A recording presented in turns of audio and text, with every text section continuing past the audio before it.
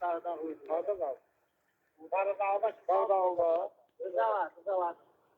Erzala Karadağ'da verdim. Karadağ'da çıkmaz tekerler. Ana.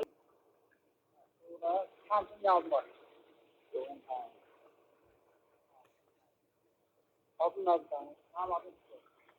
Adın adı. Ama ne o? Adın adı. İskender Bey. Sağ ol adam. Salamat. Evde işte. Sen bana buna ne getirdin? Yaxşı olasın adamla. Adın neydi?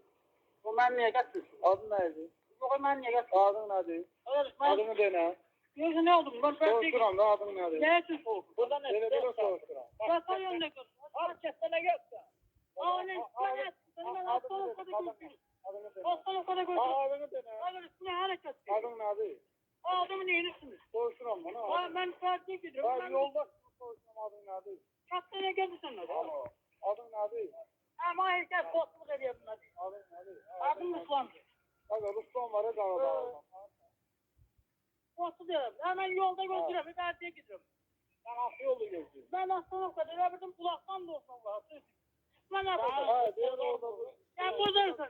Bu ne demek? Evet. Evet. Allah. Durmadan ben sana. Ben aldım sana. Neyse bak. Hiçbir sana neyini sen bulma verdim. Ağzım. Hanımı salmak istemiyorum benim ağzımdan. Nasıl? Allah böyle küstürler. Ben verdiği gibi. Verdiği gibi. Yok mu da odanım sen. Göster. Ne bu da olsun ha? Hemen yoluna gidiyorum. Kimden döşerim? Yok, kimden döşerim sen? Ben verdiği gibi. Buraya Evet, geldin olmaz meşhurun ki. kavanda. Ana. Beşmen diyelim ha. Nasıl? Olsun Allah hemen verdiği gibi. Kimden döşerim sen? Bu suyun ne yaşamasından hissiyatını alıyor. Kimden döşerim sen? Tamam, tamam. Masın yap. Tamam, masın. Alo. Kimden döşerim? Kim? Ha, baba. Habil bizim Karadağlı Habil var. Ha, Ruslan kimdi? Abi. Ha, Ruslan ne işe baksan? Tamam, Ruslan masın yap. Habil var ya Habil. Ha. Abi ya demel bırakın gözümden verdiği gibi.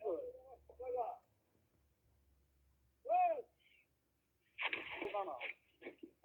Ağzın. Diğer ağzın var. Alo.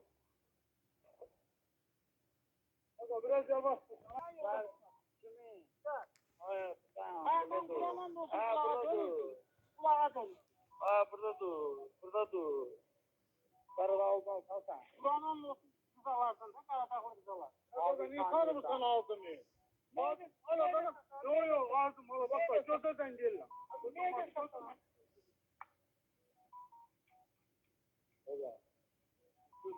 Ay Kur'an'a mı?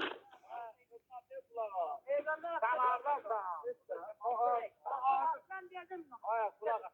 Al. Al. Onu madem. Sen